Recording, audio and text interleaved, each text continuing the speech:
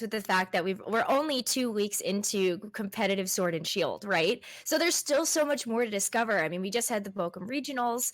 There was a lot that was discovered there, a lot of the locals as well that have been broadcast. And I feel like it's still, like, the meta hasn't settled yet. So we are still seeing so many players thrive with being able to come up with creative teams. Yeah, and at the end of the day, you know, it's not like these people are super in tune with the VGC scene, so I expect to see some crazy stuff. Although most of the teams we saw in that first round of pools were all, you know, relatively standard. I think at the end of the day, since these players are being coached by competitive players, they're gonna those players are gonna allow them to have, you know, pretty legit teams coming into it. But yeah, we get a sneak peek of Plup's team there, and he's got a Pokemon I have not seen yet at all.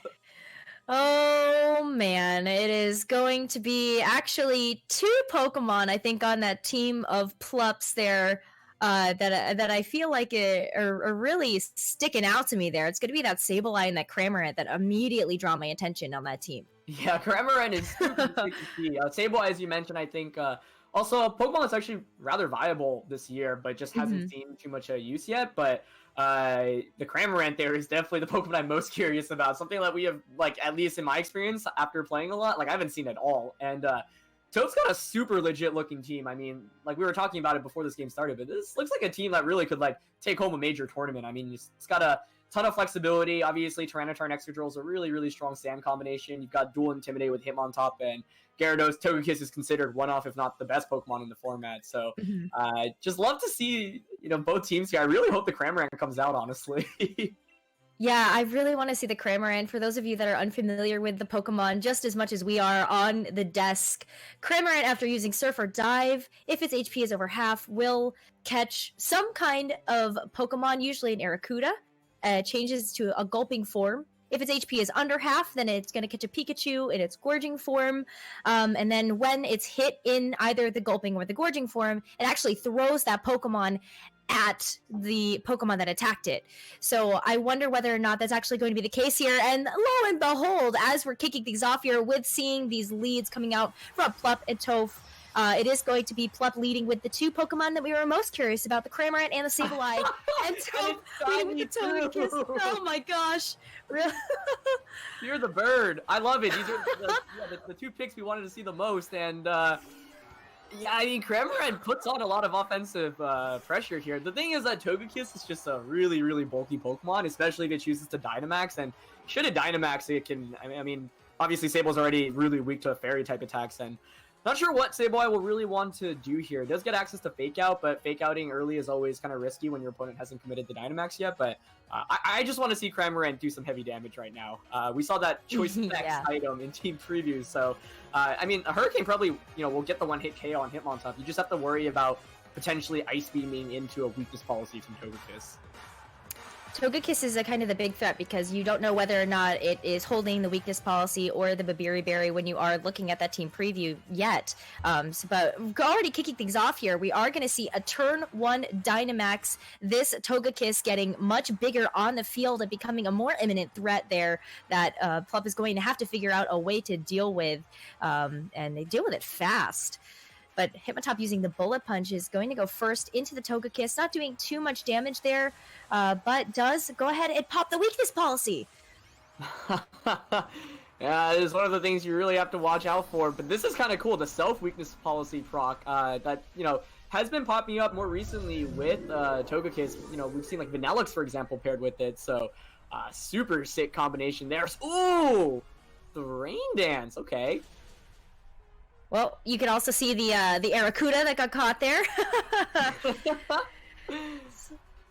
Oh, that does bring a different element into the battle that we've never really seen before. Yeah, I mean that's a really cool combo though. And then you eject yourself, so you get a free switch in, and you see, Plu's got that Gastrodon as well. So with Gastrodon, you're able to just surf yourself, but I think something will probably be getting knocked out. This Togekiss looks like he can really just sweep through Plup's team, especially after the weakness policy. The Dynamax is just so powerful. Yeah, you can see the weakness policy and the Dynamax working in tandem to knock out the Gastrodon that just got switched in here, and that's already going to be a 1 lead here coming up for Toph. Yeah, that's the thing. Togekiss is so strong, and I'm just wondering, like, there aren't great Dynamax options. The thing is, like, at this point, all of Plup's Pokemon get one shot, even after a Dynamax potentially. I mean, you've set up the rain too, so Arcanine can't really do anything against the Togekiss. I just think that this is why Togekiss is one of the best Pokemon in the game. So, oh yeah, it's definitely I really love kind of the gimmick between the Cramorant and the Sableye here, but unfortunately Plup is going up against a really tough set in Togekiss, and that's why Togekiss is one of the most consistent Pokemon, but maybe a Dynamax here can change things around. Definitely want to see a bit of pressure coming out from Plup. I feel like the pressure has mostly been coming out from Toph's side of the field, and that's a great thing for Toph, but now this is really where Plup needs to make a bit of an adjustment, and I think pivot something else into this board to really give it some staying power.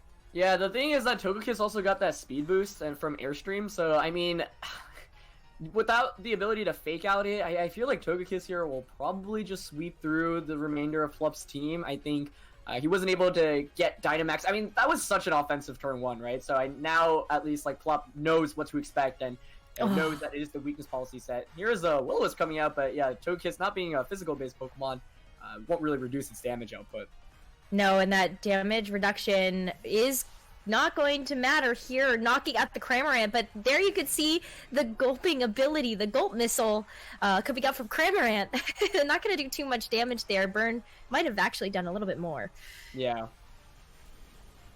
And, I mean, Togekiss is just in such a good position. The thing is, yeah, you have to worry about Togekiss, like we mentioned, because you have to worry about the weakness policy set. There could be the bulkier Babiri versions, but I think now Plup knows I'm going up against a super offensive set, and I also have to worry about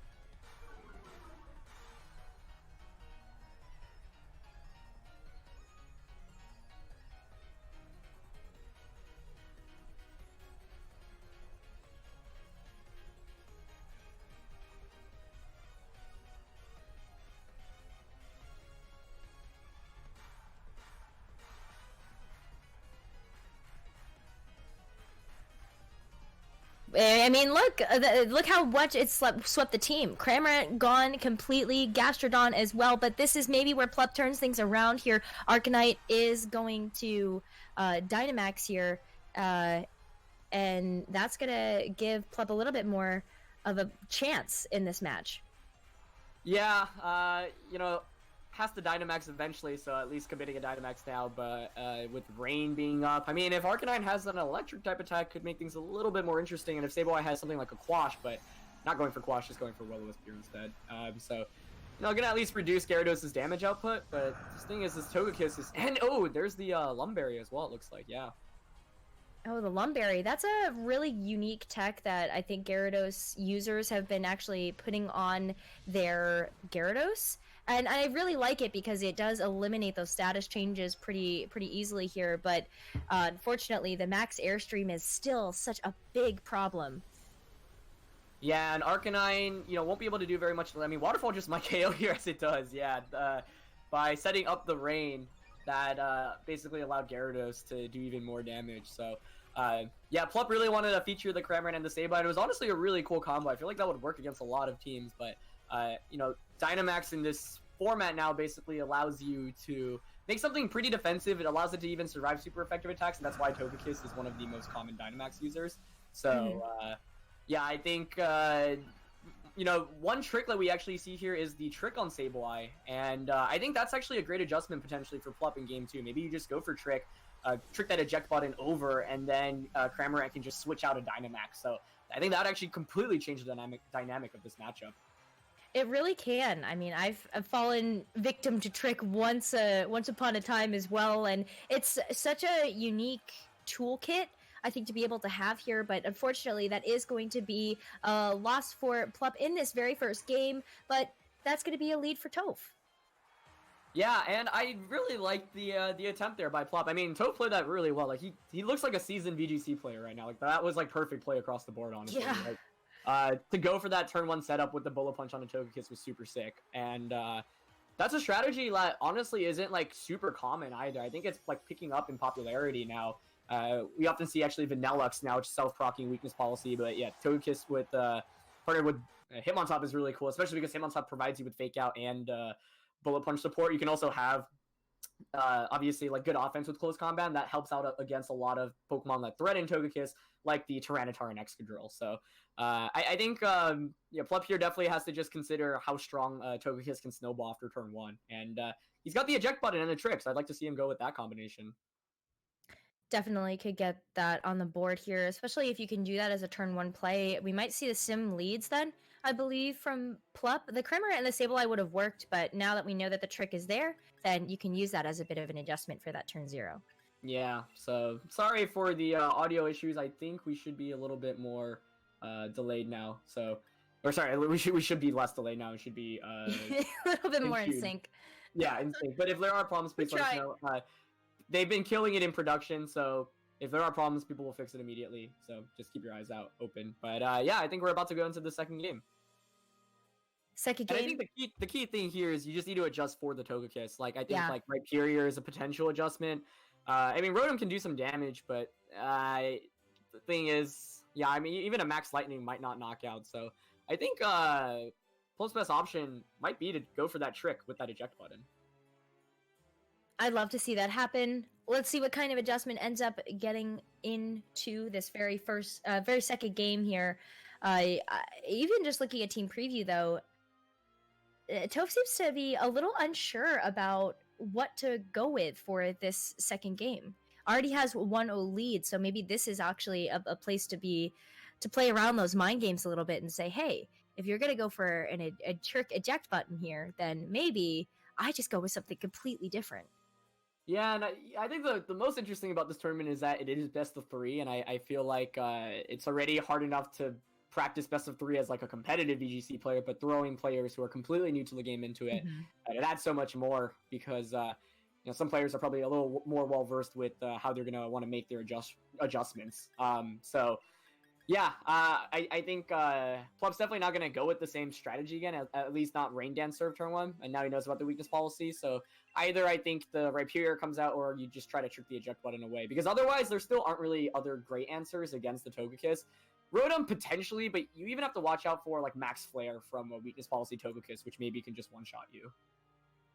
Well, we're about to get into it. Game 2 here between Toph and Plup, and it is going to be turn 0. Cramorant, Sableye once again coming out for Plup's side of the field. You get to see that orange bird, that special orange bird, mind you. You saw that square shiny there. And a bit of an adjustment here from Toph, actually, leading with the Togekiss again, but this time Gyarados at its side. Yeah, so there is that potential of that trick. Although one thing, Plup might be less worried about now is the self-weakness policy proc. Of course, Gyarados could get access to an Ice-type attack like Ice Fang, so that is a possibility, but obviously that'd be doing more damage. And so here I'm wondering if, Plup predicts the Dynamax and tries to go for the trick shenanigans here, because he absolutely got demolished by Togekiss in that first round.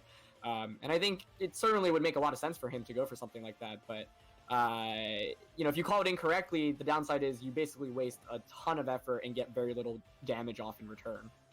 Well, Plup's not wasting, I think, no time this time making sure that a Dynamax gets on the field, and we get to see a big bird, Cramorant, getting Dynamaxed here. This might take Toph a little bit by surprise.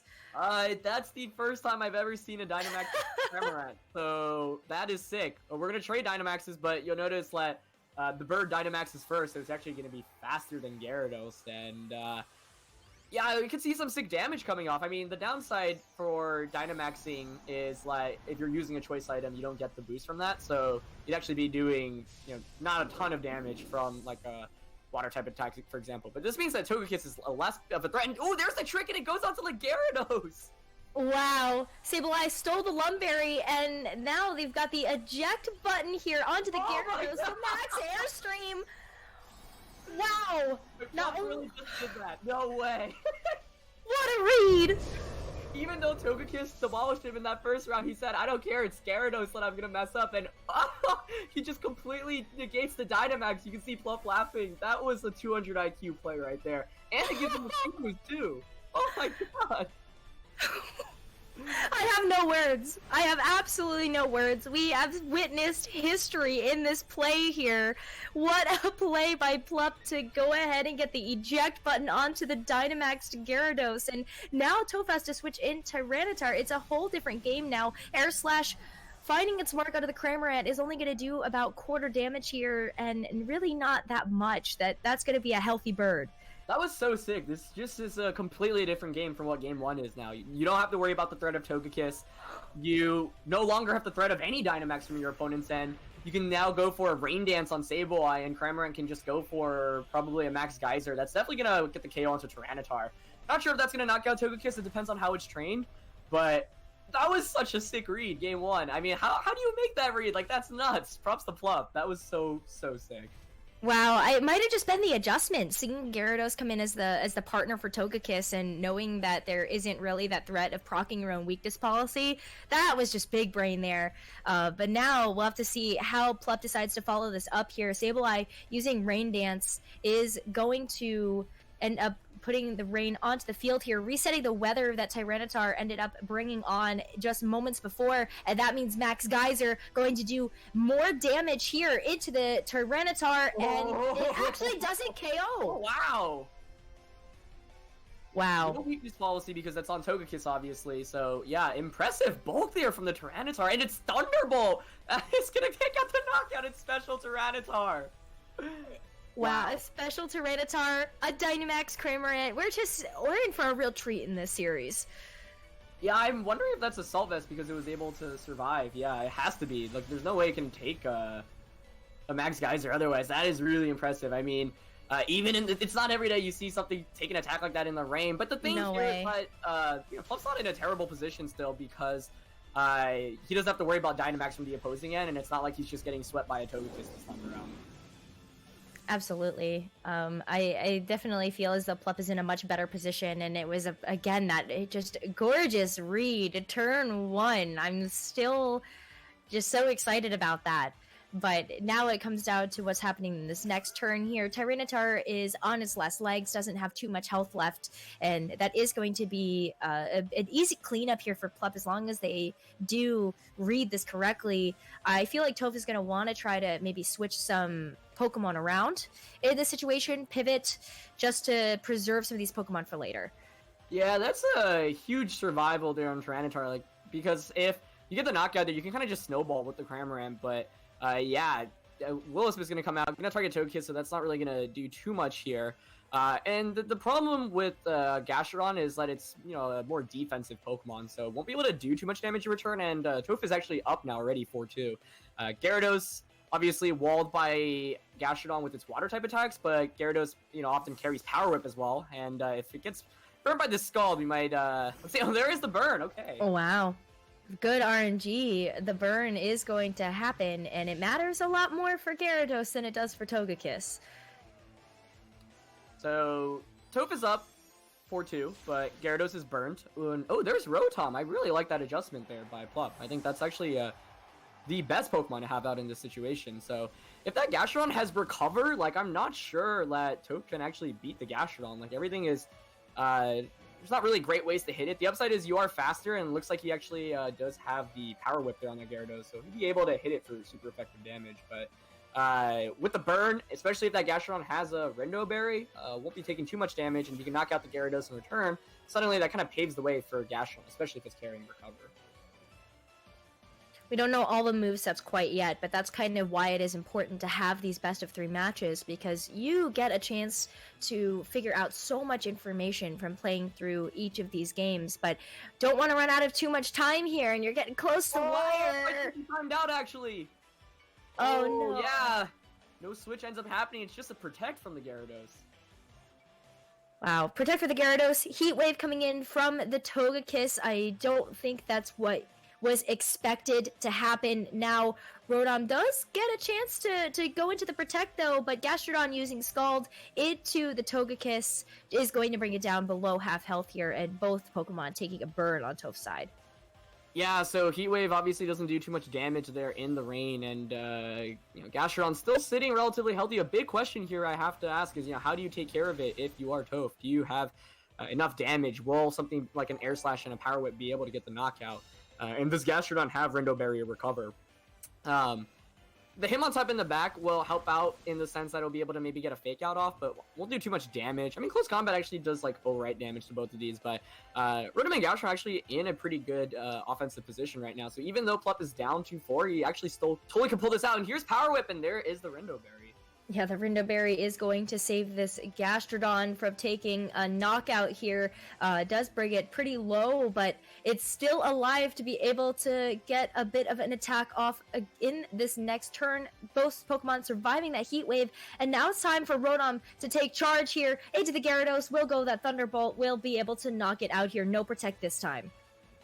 Yeah, no Protect, no Follow Me, and I think that was honestly the best play from both players then, just get consistent damage off, and that's going to be a double knockout after the burn, so it is now 2-2, with Tyranitar being heavily damaged. There's also Assault Vest, and this has been a, super impressive play, honestly, from both ends. This feels like a high-level VGC match, and we've seen some really cool stuff. I mean, calling the Dynamax turn 1, Cramorant putting in a lot of work, and then this Assault Vest Tyranitar hanging on with the Thunderbolt as well. Really cool teams that the players have brought today. And Plup is it totally could pull this off right now. Oh, absolutely. I'm definitely looking forward to seeing what this Hitmontop, though, can do from Toph's side. Tyranitar coming back in is going to reset the weather, though. Gonna take a bit of a hit there then from Scald doing more damage from that Gastrodon, but this is still a winnable position for Plup to bring the series up 1-1. Absolutely. Yeah, I mean, Tyranitar's Assault Vest, and if Plup recognizes that based off the damage output, then you can just double up into the Tyranitar slot. So a big question here is Tyranitar faster than Gastrodon? Probably is. So if you think it is, then it's good to fake out the Gastrodon, fake out the Rotom and just crunch the Gastrodon, or since this is Special Tar, go for a Dark Pulse, I suppose. But the question is, can a Dark Pulse actually knock out the Gastrodon? I'm honestly not sure, because it does significantly less damage than something like a Crunch would. So this is going to be really close. I think you have to fake out the Rotom here, though, because otherwise that's just going to knock out the Tyranitar. Well, you called it. There's the fake out onto the Rotom, and Tyranitar actually going for a Snarl here. Snarl. Wow, it was going to get the drop there in the special attack on both Pokemon, and also doing some decent chip damage, but Gastrodon also has Recover. So I think the knockout onto Gastrodon was really important there. Yeah, going for Snarl there, it actually did a lot of damage. I think Dark Pulse would have been able to finish it off there, but opting for Snarl, which is considerably weaker and is a spread attack as well, doing even less damage, and Gastrodon showing that it has Recover, I think Gastrodon should be able to eke this out, actually, at this point. I mean, you can't knock out the Rotom here. Rotom can just safely target the Tyranitar. Hitmontop's not going to win a 1v1 against Gastrodon, and it's going to be a 2v1 effectively, because you'll have the Rotom out as well. So, I mean, Plup played so well this game, even though he ran into Assault Vest, Thunderbolt, Tyranitar. That turn 1 play was just amazing by him, and he followed it up with really good plays across the board. But just super impressive play from both players. I have to say, this is quite a show they're giving us. It's been kind of the entire invitational where I feel like we've seen high-level VGC play, but you know what I forgot about? Plup is being coached by Ashton, which might explain a little bit about why we're seeing some of these more unique Pokemon choices. Yeah, I mean, Ashton... Oh, it's Helping Hand coming out, Helping Hand. Yeah. Oh, Rotom actually opting for Leaf Storm and not Thunderbolt. Oh! Risk missing there, but... I'm honestly, if you don't have much investment in Rotom, I'm not sure Thunderbolt would have knocked out the Tyranitar with how low HP or with the Salt Vest and Sand Up. So, Plup just wanting to guarantee the knockout there, connects on that Leaf Storm, and that should be game now. Yeah, I think that is going to be game. Gastrodon going for another Recover just to bring it back up to full HP, and the Sandstorm still reigning supreme on the battlefield. I don't know if Hitmontop can really clutch this one out as the 1v2. Yeah, so I think both players played really well in this game. I think, Toph probably should have just opted for Dark Pulse onto Gastrodon. Reducing the damage output isn't really important there, because the Whereas we're going to see Will-O-Wisp. But yeah, reducing the damage output isn't that important because you're still going to get knocked out. I guess maybe he wanted to force Plup to use Leaf Storm instead of Thunderbolt. But good awareness by Plup there to actually go for the Leaf Storm because I honestly don't think Thunderbolt would have knocked out with the Assault Vest, with the Sand, and the -1 on Rotom. Yeah, Gastrodon going for Stockpile now. It's going to show that off as well. That is going to bulk up its defense, its special defense, and this is where the stall really starts to happen and why Gastrodon is such a tanky Pokemon. Not only does it have access to those defensive moves like Recover, but also there is, of course, the Stockpile. So Hitmontop is going to be in a lot of trouble here, even if it does get the knockout onto Rotom. Yeah, and even if it does, I mean, it just can't really beat this Gastrodon, which is just going to be able to consistently boost up, especially with the burn here. I mean, I think great adjustments. I like what Toph was going for. You know, often you want to just mix up your strategy after winning game 1 because your opponent is going to try to counter what you brought in that first game. It just so happens that it is hard for anything to really handle, you know, the eject button strategy. So I think going into this third game, Toph might be more inclined to go back to a strategy of Dynamaxing Togekiss because it's really good offensively against Plup's entire team. And I think what Toph was probably expecting was that Rhyperior coming out from Plup, but Plup decided not to bring it, saying, I'm just going to go for my eject button strategy. Works out perfectly, and we should be going to a game 3 here. I can't believe you wanted to see the eject button, but it wasn't even the target that we expected it to be. No. And it worked out so beautifully. Yeah. Oh, I love it. I love it so much. So sick. So, yeah, I think I'd love to see the adjustments both players have. Like, this is honestly a really high-quality best-of-3. I think, like, Toph might consider just going back to Hitmontop and Togekiss and just proccing the weakness policy immediately. I think, once again, yeah, the main problem with that is Rhyperior, but the thing is, it's kind of hard to bring Rhyperior in a spot because if you lead with it, it gets intimidated immediately, and then Rockfall probably doesn't knock out the Togekiss. And if you have it in the back, well, I think Toph will probably bring the Gyarados to counter the Rhyperior, so I think for Plup, you have to make an important decision. If you can call the trick play correctly, I think that gives him a huge advantage from the start. So that's going to be the most important thing. Can Plup make that read again? And for Toph, I think maybe going back out to the Togekiss strategy would be consistent for him. But we're going to a game 3, and I'm really hyped. I'm really hyped as well. I think you're right about the call that Toph might make here, looking at Togekiss as a big special sweeper for the team. It worked really well game 1, and a lot of times in these best-of-3 scenarios, you do see a lot of folks going back to what worked. You know, if it's not broke, don't fix it kind of mentality there. So this might be a bit of an easier decision to make going into this game 3. Yeah, and I think it's a key thing now that Plup knows that it's Assault Vest Tyranitar, so even in the rain, that Max Geyser isn't KOing, and a Thunderbolt will KO in return. So, I mean, it was like choosing to Dynamax Cramorant is always definitely risky because it's a relatively frail Pokemon, and it doesn't have Max Guard on it either. So, I think like Plup did a phenomenal job choosing to Dynamax the last game. And looking at his team, there are 2 Pokemon probably that you only really want to Dynamax in the Cramorant and the Rhyperior. So, Rhyperior is certainly a mix-up, but man, it is tough to bring that Pokemon into this matchup when you're going up against Excadrill, Hitmontop, you know, Rotom, and there's just so many threats. Like, some of the Pokemon, the least favorite Pokemon Rhyperior wants to stare down, are on Toph's team. So I can certainly see why Plup has been adjusting or been using the same strategy. And yeah, once again, if you can call that Dynamax play turn 1, that would be absolutely huge. But one way you can get around that if you're Toph is just go for a Follow Me with Togekiss, which will, you know, redirect the eject button.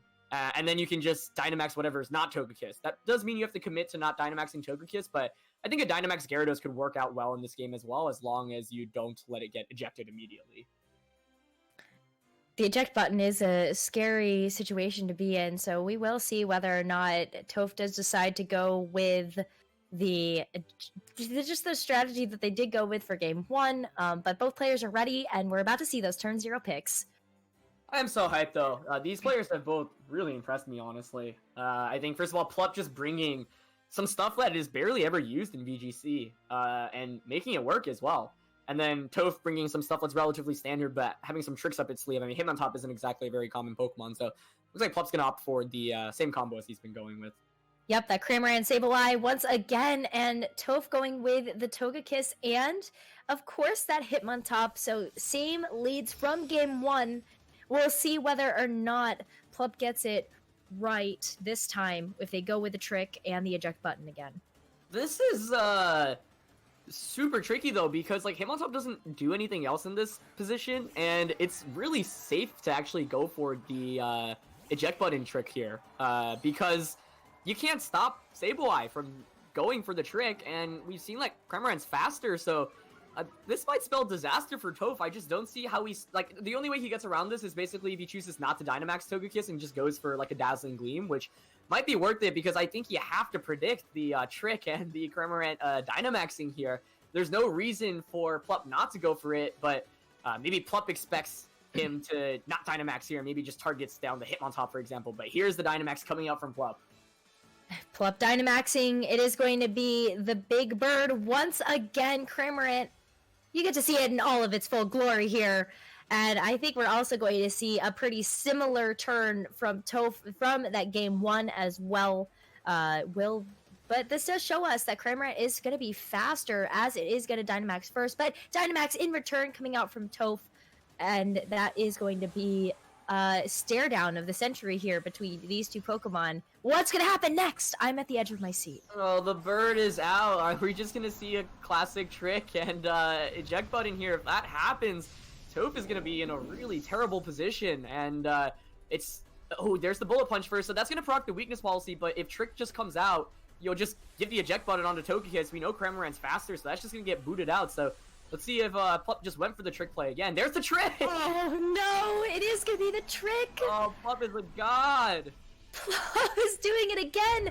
Toph fell for it a second time! And the max airstream coming out from Cramorant is going to be enough for the eject button to pop. And that weakness policy, Togekiss no longer on the field. Plup is safe once again to just have a free reign of this board. Oh my goodness, and the airstream there giving you the speed boost as well, so you'll definitely just outspeed everything in the back now, and I think it was really tough. I think people were saying Toph might have timed out there in Team Preview. I'm not sure he actually wanted to go with the Hitmontop Togekiss lead, but I think the correct approach in this game is probably to try to bait out the eject button switch, turn one, and not Dynamax. If you don't Dynamax and your opponent goes for it, that puts you in an incredible spot, because then you can just Dynamax for the remainder of the game. You don't even have to worry about the threat of Dynamaxing, or the threat of getting your Dynamax removed. So, Rotom at least a solid Pokemon to have out here. It does threaten Cramorant with the 4x super effective Thunderbolt, but once again, I mean, Plup was able to win that second game because he was able to get the eject button strategy off immediately, and by not being able to Dynamax, that makes the offense from Toph's side considerably weaker. It's so hard when you are playing in these best of threes as well, because sometimes just with how much information you need to think about, you get choice paralysis in a way. So yeah, the timer ends up being incredibly critical to pay attention to, and even here you can kind of feel the struggle a little bit with the move timer. All right, yeah, I think coming down to 0 seconds again. Ooh. But the tough thing is often when you actually bring it down to 0 seconds, the game doesn't count the input, even if you get it in. And wow, Plup with another adjustment. He brought out the Rhyperior, as Rotom is going to manage to get that Protect off. But if this is an Airstream into Hitmontop, that would be gnarly. It's just a Bullet Punch coming out, actually onto that Sableye slot. So not going to do too much, and you don't have to worry about the, there's no weakness policy this time around. No weakness policy. Max Airstream, though, doing absolutely nothing to that Rotom with the Protect up, but it is going to give a speed boost to that Rhyperior, and that could be important in this matchup. Yeah, and I wonder how the Rhyperior is trained here. Like you mentioned, if it has a little bit of investment, perhaps it actually outspeed Hitmontop or even maybe Rotom. The Protect there was a little bit surprising. A Thunderbolt there can probably just knock out the Cramorant, but just getting relatively free switching to Rhyperior there is great, and Rhyperior puts on a lot of pressure against both Gyarados and Togekiss in the back, and opting for a Protect here does not want to eat up like a Leaf Storm or a Will-O-Wisp. Oh, and Hitmontop going for the fake out. Unfortunately, I don't think Toph had the knowledge that you can't use it after the very first turn that the Pokemon is in play. So Rotom is now going to take all of this damage here coming in from that Icicle Crash. Oh my goodness. Is this Lightning Rod Rhyperior? Is it? Because if it is, Plup just... I'm not ready for it. Oh my goodness. Oh my god! Oh my god, it's Lightning Rod! Dude, Plup is legitimately a god. What is happening? Are you serious? Are you serious? That was such a safe play last turn then too. Just switching. Oh my, this team is disgusting. I can't. I'm walking out. my jaw is just like on the floor right now. I don't know what to say. Lightning Rod Rhyperior? These are legitimately the games you dream of when you run something like Sableye Cramorant. Like, it literally is fit perfectly with it. And the Lightning Rod tech there is so sick. I mean, Toph was already in a bad spot to begin with, and by committing to Dynamax, that put him in a really tough position. You know, Rhyperior is actually a great offensive Pokemon to have out here as well. Cramorant now also will be able to go for those Choice Specs moves once again, so it can maybe just go for a Hurricane to knock out the Hitmontop. You can't even Thunderbolt the Cramorant, so that's not in threat of getting KO'd right now. What a cool team Plup brought out here. I am so impressed. I'm impressed, and I am also really impressed about how Toph is actually adjusting mid-game to try to combat this strategy that Plup has. I mean, Cramorant is just showing us so much. It was actually an Ice Beam here, but also there's the Rock Slide. Gyarados isn't going to be able to survive through that one. Hitmontop, though, not taking too much damage, but as you said, this is a supportive Hitmontop. It's not really able to dish back the damage that it's dealt. And the flinch, someone put Toph in a body bag because no sweep. I'm at a loss for words, and like you mentioned, the Airstream boost actually allows Rhyperior to be faster than the Hitmontop as well. I mean, you can literally just Rock Slide Ice Beam your way to win this game. Plup is looking really good right now. This is just a clinic that he's putting on. I'm at a loss for words. I think Toph got a little unlucky though, timing out maybe twice in this game. Definitely not going for the strategy that they want to, but it's still such an impressive showing, being able to adjust mid-game. And also here in this situation, you know, what do you really want to have as your last Pokemon? This is kind of the choice that Toph has to make. Yeah, I don't even know what you can do. I mean, either Pokemon you bring in, they're just going to get outsped. You still can't even Thunderbolt the Cramorant, and that can just one-shot everything at this point. Cramorant is so safe from Lightning Rod Rhyperior. What do you do here? You have to try to knock out the Rhyperior, but then when you Leaf Storm it, a Thunderbolt probably won't knock out Cramorant afterwards, and then, you know, like, Rhyperior could just easily protect here, which it does. Oh, no. Oh, I think Toph was hoping that there wouldn't be the protect there, but even still, neither Pokemon able to move before the Ice Beam from Cramorant goes off, and Rotom, as quickly as it gets brought in, does get taken out here. Close combat into the Rhyperior slot. Fortunately, the Protect is going to be able to save Rhyperior from that damage, and Hail still reigning supreme. For how Game 1 went, this was just a complete mix-up, and I think, like, I mean, Plup played so well this game. His team is so well prepared, too. I love the Lightning Rod Rhyperior specifically to cover Cramorant, and, like, that's been the MVP of his team. I mean, I'm just so impressed. So yeah, I think you know, this is a strategy like Toph got timed out, unfortunately, so he had to go with the top 4 Pokemon, and I think that certainly is really tough to play afterwards because it's not what he wanted. It seemed like he wanted to go with Togekiss Gyarados again, which I think would have been a great adjustment where you can just go for Follow Me and Dynamax turn 1. Yep. So, like you said, the timeout's definitely a little unfortunate. Even the most seasoned competitive players often time out. So it's something you kind of have to get used to, and that just kind of comes with, you know, playing the game and getting a feel of it. But the Bird is the MVP. I'm not sure I had too much faith in the Bird before this set, and I have to apologize for it because it's getting every knockout this game. Apologize and thank Mr. Bird. Oh my goodness. Just absolute domination from Plup in this third match. Wow, I mean, there's unfortunately not too much that you can do. And also, just the 4-0. Oh, the flinch. No. Plup doesn't even look amused. He's used to 4-stalking people, so it's just another day in the office. This has been, he laughs a little bit there, but yeah, tremendous performance. What a fun set, though. I love the teams that both players brought. Like, Toph is a super hyper-competitive team with some really neat tricks up its sleeve, and Plup brought a Pokemon that I don't think people... I had to literally look up what it did before this match. I'm not gonna lie. And it has impressed me. Just a clinic this last game. You can see a bit of the helping hand there, just to give a bit of applause to Plup for that incredible gameplay. And this is going to be the last hit. Hitmontop finally taking its last one. And it is going to be Plup winning the series 2-1. What incredible gameplay. That was a really fun set. It's unfortunate, obviously, that Toph ended up timing out because the dynamic of this matchup could have been completely different. But I think Plup literally played that game 3 perfectly. Like, given the lead and given the situation he was in, there's not a single thing that I think he should have done differently. I think from Toph's end, you could consider not Dynamaxing turn 1, just go for a Dazzling Gleam, get the eject button off, and then go for a late game sweep. But the tricky thing there is, yeah, by going for Trick, even if you don't Dynamax, like, you still remove the weakness policy, which, you know, gets rid of so much offense from that Togekiss. It means that it can't, you know, sweep through it with +2 special attack. So I think you know, some people were saying he could have used Fake Out onto the Cramorant, but you can't if it Dynamaxes, and I think the bird's almost always Dynamaxing there. But that was a super sick set. Something else that I noticed too when we were looking at Toph's stream was actually playing around in that game 3 with the idea of going with the Tyranitar as well as the Excadrill. What do you feel like that would that have helped in that game 3, leading with those two Pokemon? The tricky thing about that is, like, the rain can just come up immediately, but I agree because, like, you can still get the Thunderbolt off against the Cramorant, right? So that definitely would have been a mix-up I'd like to see.